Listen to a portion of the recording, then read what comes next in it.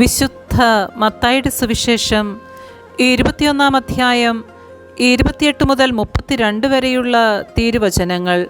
2 പുത്രന്മാരുടെ ഉപമ. നിങ്ങൾക്ക് എന്തു തോന്നുന്നു? ഒരു മനുഷ്യന് 2 പുത്രന്മാരുണ്ടായിരുന്നു. അവൻ ഒന്നാമൻ്റെ അടുത്ത് ചെന്ന് പറഞ്ഞു, മകനെ, പോയി ഇന്ന് മുന്തിരിത്തോട്ടത്തിൽ ജോലി ചെയ്യുക. ഞാൻ പോകാമെന്ന് അവൻ പറഞ്ഞു, എങ്കിലും പോയില്ല. അവൻ രണ്ടാമൻ്റെ അടുത്ത് ചെന്ന് ഇത് തന്നെ പറഞ്ഞു. അവനാകട്ടെ, എനിക്ക് മനസ്സില്ല എന്ന് പറഞ്ഞു. എങ്കിലും പിന്നീട് പശ്ചാത്തപിച്ച് അവൻ പോയി. ഈ 2 പേരിൽ ആരാണ് പിതാവിൻ്റെ ഇഷ്ടം നിറവേറ്റിയത്? അവർ പറഞ്ഞു, രണ്ടാമൻ.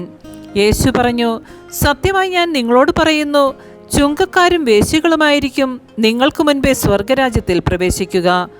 എന്തെന്നാൽ യോഹന്നാൻ നീതിയുടെ മാർഗത്തിലൂടെ നിങ്ങളെ സമീപിച്ചു, നിങ്ങൾ അവനിൽ വിശ്വസിച്ചില്ല. എന്നാൽ ചുങ്കക്കാരും വേശ്യകളും അവനിൽ വിശ്വസിച്ചു.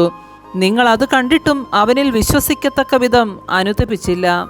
നമ്മുടെ കർത്താവായ മിശിഹായ്ക്ക് സ്തുതി.